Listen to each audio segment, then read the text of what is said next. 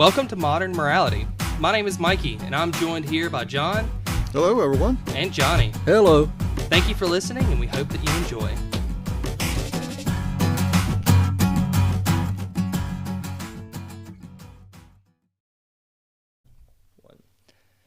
All right, welcome back to Modern Morality. So Johnny, what are we talking about today? Well, last episode we spent a good bit of time trying to define some of the words that we use around this, morality and integrity and ethics. And I've been giving that some thought. What do you do when you get those definitions? What do you do with them? How do you apply them? And how do you know when you've been effective at applying them? How do you know when you've given back to society based on practicing these morals? So yeah, I think our last episode was talking more, kind of giving us some examples of morality, but they were a lot of spontaneous scenarios. But yeah, there is something that we could easily do.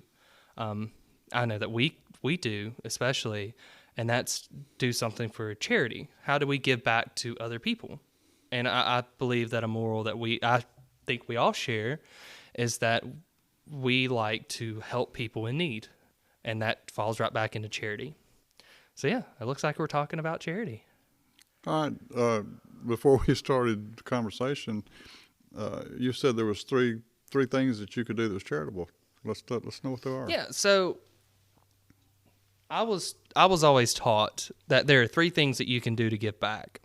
You can donate money, which is, for those who have it, easy enough. You could share your time, or you can share your skills. And an example of that is simply, if you have the money to donate to a cause, then you can throw some money in a bucket for whatever cause that you believe in, and that money will hopefully go to be used to support whatever cause.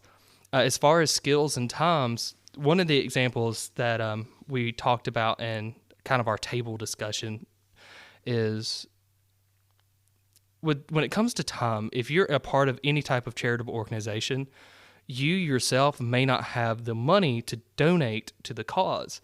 However, you do, or you can donate your time to go collect money. If that's, you see them out in the road all the time, the Shriners. Those Shriners may not be donating money themselves, but they're out there spending hours at a time trying to collect money for the cause. Same thing with a Salvation Army. The other aspect of that is skills. There's the Habitat for Humanity. They have people come together all the time to help build houses for those in need. You may not have the money to donate to that cause, but you may have skills that could help benefit that team to build that house a little quicker or a little better. So how do you know which one of those to do? How do you know where to contribute, how to contribute, that you know that it's going to impact? Or does it matter if it's going to make an impact or not, or are you doing it for yourself? I'd like to add something about the Shriners. I know from experience that Shriners don't just give their time. It's most people who are in the Shrine know it's an expensive endeavor. Yeah. Because they're contributing too. They're not just out there handing a bucket in people's faces. They're actually contributing money monetarily to it. Right, and it's not one or the other. You can donate either one or two of those things, or if not all three. If you have the money to give to a cause, and you can also donate your time and skills, then that's up to you if that's what you want to do. Well, let me ask you this: Do you have any idea how much charitable work I've done, or how much I contribute to charity? No, and that's another topic.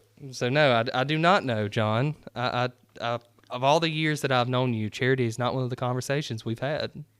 And there's a reason for that, because it's a personal and private thing. Yeah. I will clarify. I do give to charity, so it's not like I'm trying to dodge that question.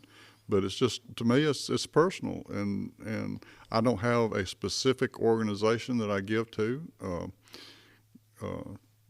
Mikey gave us the three ways you can contribute to charity, and I guess my biggest one is giving blood, which I guess is my time.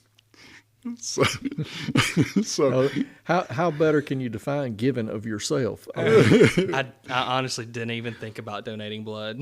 well, it's kind of funny that I mentioned that because now the bloodmobiles actually pay you.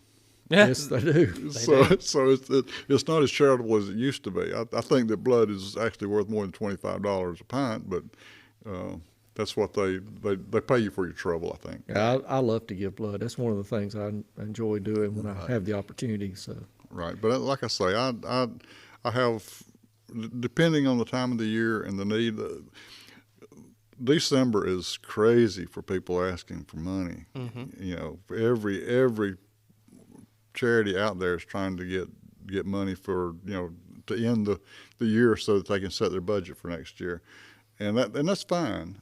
But I have specific things that I donate to. Yeah. So, well, I've done some of these things John's talked about. I've done the shrine route. And you're right. It costs money. It costs time. It costs some of your skills as well, depending on what you do with the Shriners. Marriages. It can cost a marriage if you're not careful. That's true. But yeah, John, I'm curious though. How do you? Because I agree with you. Charity shouldn't be done to be advertised. It should be done for the right purpose. But how do you pick what's worthy of your investment? I guess the way I determine which organizations I want to give to is I actually do my homework. I see which ones have the most overhead. I pick the ones that have the highest percentage of my dollar actually goes to benefit the organization. I like to know that at least 90% of what I give winds up at the cause. At the cause. Yeah. And that's just one of the things that I do. I have some specific ones that I particularly like to deal with. And there are very few people who know that I give a dime to anything. Well, to add on to the question, there is a vetting process to charities, but how often do you donate to charities that have, or the cause of a charity has personally affected you in some way, versus to a cause that's just generally something that we should all contribute to, or something in that manner? I choose to pick charities that I'm more personally involved or have experience with. Not necessarily that I've benefited from or knew people that benefited from, but that I have actually worked side by side with in some way.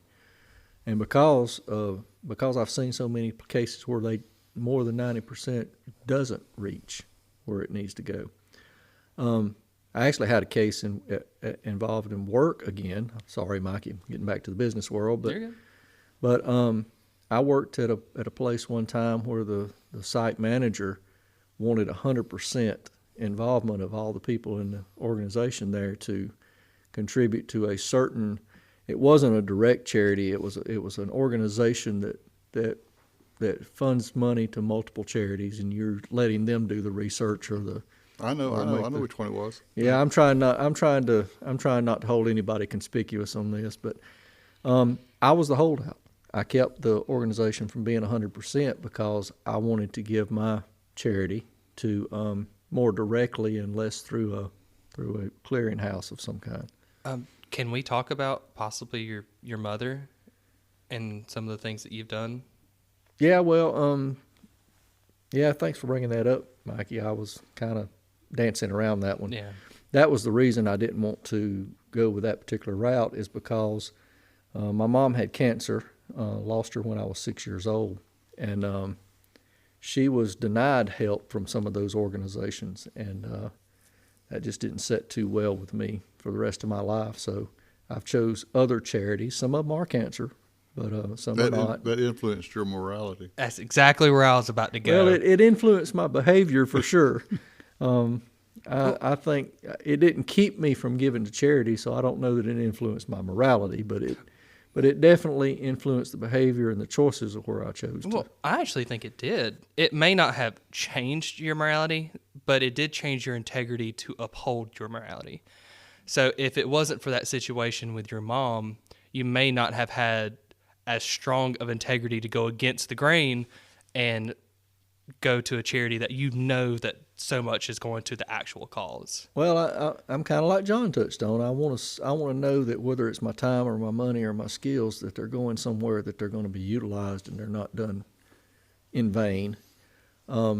Whereas I think a lot of people lean on those clearinghouses, so to speak, to just so that give them a personal feel good. I did something. They don't know if that was ever beneficial or not, but they know they did something that made them feel good. Well, the other benefit, there may be some type of emotional benefit for doing that, but typically a lot of these charities that are clearinghouses have some form of tax write-off on them as well, so they're getting a kickback regardless if it's financial or if it is emotional. So there's that influence in their decision as well. So, Well, I'll also say that over the years, organizations change. Their management changes. The way they distribute contributions change. Many years ago, I was involved with an organization that I spent a lot of time and a lot of money supporting, and because my concept of their morality changed so much that I don't support them at all anymore. their morality or their ethics? Both. Yeah, I think I know which organization that is. Yeah. You spent a lot of time with that. I spent a lot of time with it, and I actually enjoyed it. It wasn't like it was a laborious. It was a labor of love, I guess you could say. But it just things have just changed. Do you feel like you've been cheated out of all that, or do you feel like it's just no longer the place to do that with, that what you did actually benefited? I feel that I've been cheated. I also feel that the participants in this organization have been thoroughly cheated. And just going back to touch on societal morality versus individual morality, I think that the morals within this organization changed dramatically, and they do not fit my morals. Interesting. So do you abandon them, or do you try to change them? At the level it changed, there's no way for an individual to have made any difference. What about if thousands of individuals did? As long as it goes up the chain as far as, and you get into politics when you start talking about trying to change something like this, and without getting into politics, there's no way. So one of the things that I'm going to try to keep doing as far as our episodes go is give an actual direct message to the listeners. And in this case, I kind of want to issue a warning to both charitable organizations and those who donate time, money, skills to a charity.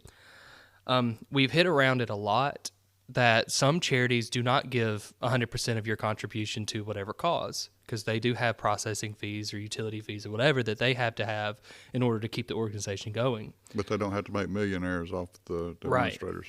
100%. So my warning to charitable organizations is, if you're fighting for a cause, ensure that you're fighting for the cause, not to fulfill fill your own pocket. And what I mean by that is there are several organizations who put on, let's say they're doing a plate where you can buy a lunch plate, and it's so much of the money is going to go to a children's hospital. Make sure that percentage goes to the children's hospital. If that's what your cause is, that's what people are putting their money towards, or their time, or their skills. And if you are not fulfilling your duty on what you're telling them, or if you're not being honest at what their money's going to, then you're not being honest and you're cheating. If that money doesn't go where the contributors think it is, you've been unethical and immoral. Right. And you're cheating people of their ability to go take that money to somewhere that will support their cause, and so on. And the warning to the listeners is, like John said, do your homework. There are charities out there who are not as moral as others, and all it takes is a little bit of time and a little bit of research for you to make a well-educated decision on how to donate. Yeah, we've talked about the clearinghouses and the big companies and the big charities, but the same thing goes on a smaller scale. How do you know these people on the street who to help, who not to help? I know my wife and I have had lots of discussions about that, and it's interesting where you want to help them, give them money, and they smile for a minute, and you walk off feeling good about yourself. Ask them if you can take them in the store and shop for them, and they tell you no. That's very telling in my opinion as to what their intent is. Yeah. Well, I can actually give an example of this. We recently had a good friend of ours lose everything he owned in a house fire. He lost everything, every bit of clothing. He lost his pet, and this happened during Christmas time. And within one day, we had a huge community come together and donate money and time to help this guy out. And it was just, this one individual had already made such an impact on the community that it was reciprocated back to him when he was in need. And it was a very interesting thing to see as far as charity goes, because it was such an isolated case. But I do believe that there are still some moral people out there who are willing to give to a good cause. I think there are a lot of moral people out there. I think there's a lot of very generous people out there. The problem is we live in a world where they don't know where to practice that. Right. They don't know where it's safe to practice that. I will give one word of caution to add to what Mikey was saying. Yeah, you might hope that in your time of need that your charitable contributions will come back to benefit you, but don't count on that. No. If you're counting on that, you're not doing it for the right reason. Right. That is absolutely correct. Charity That's the point I was trying to make. Charity is not an insurance policy by any means. You're not putting in it to hope to get out of it. Charity is supposed to be a moral avenue for you to do the right thing according to you. So, but yeah, in this case, it was this guy, he had made such an impact that people felt comfortable donating thousands of dollars. And that's why I like to be very selective Right. and give to either people or organizations that I know and I've rolled my sleeves up with. So. Right. Well, another example, and this is going to kind of tie into choosing a charity, is there was a local organization. I know that Johnny and I personally have influence, and I believe John has donated in some form or fashion with. I'm not entirely sure. Nope, I take that back. I know he has. He bought a plate. But yeah, so this organization, I buy plates every time they're offered to me. Oh yeah.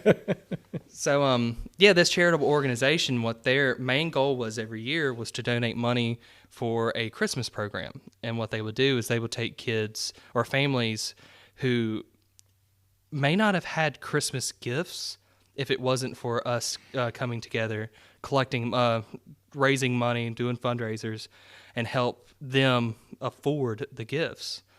And what we would do is each year they would have applications sent out to families in need.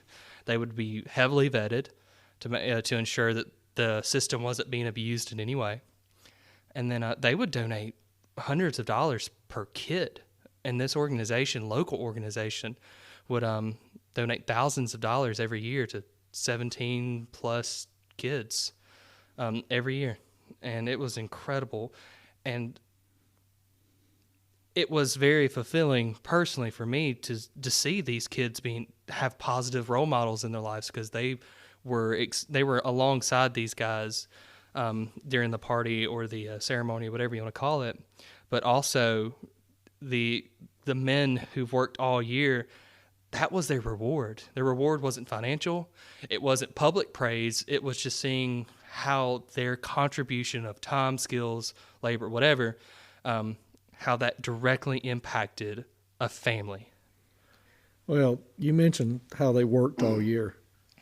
This is the reason I think it's very important to know to roll your sleeves up and be side by side. Those people that work on that, they had to put processes and systems in place because to keep, unfortunately, these kids that you're talking about being the beneficiaries of this, from their parents from cheating the system. And that's unfortunately the world we live in today. For example, that organization, Mikey, they a lot of the gifts that were bought by that organization, we had to make sure there was no way they could return them to the retailer and just take the money and spend it. Yeah. That's a sad commentary on ethics and morals. It Right. is. Well, but the question of morality in that situation is, do you stop doing it in fear of the parents, or do you do it with those processes in order to fulfill the kids' No wants? no process is 100%. No Right. process is 100%, but you can certainly work toward. You can certainly try to select the ones that have a higher percentage. Right. So, but yeah, this has been an interesting conversation so far. So, So, we've talked about how the application of charity, we've talked about some good stories, bad stories, we've talked about being selective, but we really haven't tied this to what makes one's behavior that of wanting to contribute to charity.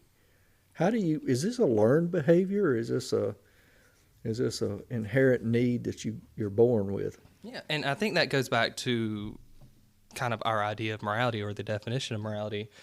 And we are going to have another episode specifically on if morality is learned, if it's instinct, and so on. But in this case, Yeah, I have thoughts on that, but I'll hold them for today.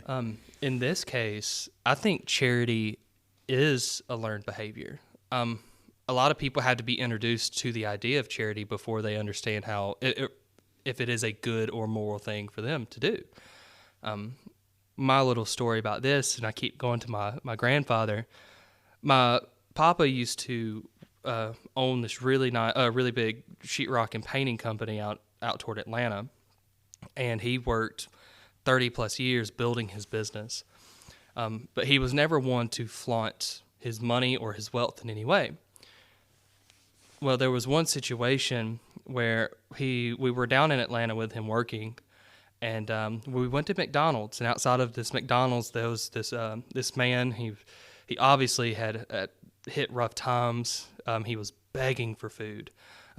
He didn't want any money. He just wanted a meal. So my grandfather left my brother and my cousin with my grandmother, and we stayed with her for a little bit. And he sat outside and sat with the man, not standing above him. He sat down with this man and talked to him, learned his story. And Papa grabbed him by the hand, raised him up, went inside, paid for a meal. And then he made sure that this guy had a sleeping bag, a blanket, whatever this guy could need to be comfortable in his situation. And this was a situation. I mean, honestly, this is something that he didn't have to do. He could have ignored him like the thousand of people who had already ignored him. But Papa took it upon himself to stand by his morals. And he knew that if he was ever in a position like that, all he would want is someone to help. And my grandfather was a prideful man, but he knew when he hit rock bottom, he knew that he needed that help to help him get back up. And that act, I was 6 or 7 at the time, that act has always lived with me. I can't stand to see someone on the street now. It tears me up. And I do everything that I can to donate or to provide for charity because of that one action of my grandfather. Is that because you want to emulate your grandfather, or is it because you saw what your grandfather was accomplishing at that early age and wanted to do the same thing? So my morality was, this is an interesting question. Morality, some of it is a learned behavior, I truly believe. I was raised by my grandfather and his morals. And it's not so much that I want to be Papa, but he always taught me to leave a place better than I found it. And I'm going to use that same lesson to apply to his morals. I don't want to be Papa. I want to be better than him. I want to be more moral than he was. I want to leave, I want to be more impactful. I want to make sure that I'm doing everything for the right reasons always. I want to make sure that I help people not for my own gain, but because it's the right thing to do. So no, I don't think it's emulating him. More of he raised me to. I guess it is emulating him in a way, isn't it? That's a hard situation. That's a tough question. Yeah, but if you're emulating someone who is truly moral, then I think it's okay to emulate him, right? I think so. Yeah. I mean, it gets down to your definitions. I mean, we're still on definitions, right? Absolutely, and the fact that you had someone like that in, that you could look up to and you could emulate, is a blessing, because a lot of people out there don't have that. And once again, we'll go back to societal ethics. People now just do not have people they can look up to. They don't. Well, let's put it this way. I think that people share the morals of the people that they're surrounded by. So the more I think we hit on that on one of our earlier episodes. the more morality that you're exposed to, the more morality you will have. Yeah. I think you're right, though, John. I think the society itself is in a bad state, in my opinion, these days. I tend to, there's one thing about where I put my money as far as charity goes. There's another about where I put my time. And I tend to gravitate toward helping the youth organizations for all those people that don't have the grandpas that Mikey had that can give them an example. They need to get an example somewhere. And that's not happening as much as I remember it happening as a younger person. No. Well, this may be more political than we want to get into, but today there are, because of various situations and circumstance, children that are being raised in environments where the only influence they have is on the street. Yeah. And that is not the best place to pick up morals, ethics, integrity, or any of those things. No. And as an educator, as a male educator at that, there's a lot of young boys who gravitate toward me because they may not have that strong male leadership in their household, and they feel like they're getting a lot of good advice from. Well, that's something I might have to question. Strong male. Anyways, they gravitate towards opinion. me, and it's not that they don't trust their mothers or their guardians with their advice. It's just there's something about that bond that I have an opportunity now to really help. Or I don't say help. I can pass on the morals that my grandfather passed on to me. You have the opportunity to mold people. Well, and I don't, and that's the thing, though. I'm not going into education to completely shape someone's morality. That's not my job. That's the parent's job. But in I think everyone has that opportunity. Mikey just happens to work in a profession where his scope is larger. right, I agree, and he has access and connection with more children. and I have to be very careful here because if parents listen to the podcast, I don't want them thinking that I'm brainwashing their children. It's not that at all. It's more of when situations occur. A kid punches another kid, they're throwing or they're spitting spitballs or whatever. I have the opportunity not just to immediately write them up or punish them by making them do laps or whatever. It's more of, think about what you did. Go back to the golden rule. Do you want this would you like that person to do this onto you? And if not, stop doing it. It's that simple. Well, that's what they used to do to me in elementary school, but it always ended up in a pattern. Yeah, but pulling this back. Yeah, I got my share too. Yeah, but coming back to charity is these kids, when given the opportunity to give, they are almost instinctively willing to give anything. But they don't understand limits. They think they can easily give $1 million to a cause, and they have the heart to do it. They just don't have the resources. So to tie a few things together for our listeners before we wrap up, going back to our first episode, we talked about had morals changed or had the times changed. I still maintain that morals haven't changed, but I think the definition of those morals and the education of those morals throughout our society has definitely changed. Right. And that's why we're talking today about the need for more mentorship. I'd also like to point out to the listeners that we have so much ground we can cover with this podcast, and teaching is an example. We hope to have on future episodes guest speakers from all different Walks of all life. different professions and walks of life. You won't always be listening to the three of us. We have plans on broadening out and getting some different perspectives. And Yeah, we definitely don't want to warp people's minds. So you can look forward to different views. yeah, it would be slanted if it was all the time us talking. Yeah. I'd like to get educators that were earlier in my life anyway. I've got some stories of my elementary days. Yeah, retired teachers. And teachers and principals don't have the latitude today that they had back then. We've also got some people lined up to talk to us from law enforcement that can tell us how things have changed on the other end when these kids have grown up and what that's doing to our society and our culture. We've got a lot of plans for the listeners, so I just wanted to throw that little whet their appetite with that little bit of information. Well, one more final thing before we close.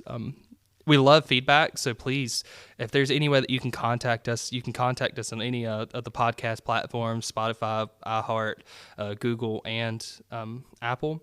But you can also go to modernmoralitymedia.com. Please leave any feedback. If it's topic ideas, things you want us to talk about, questions that you may have, any bit of feedback is great. We're still a new podcast. We're trying to improve. If you want to be a guest speaker, Yes, please. please. Yes. And that's pretty much it. So thank you guys for joining us, and we hope that you have a wonderful day.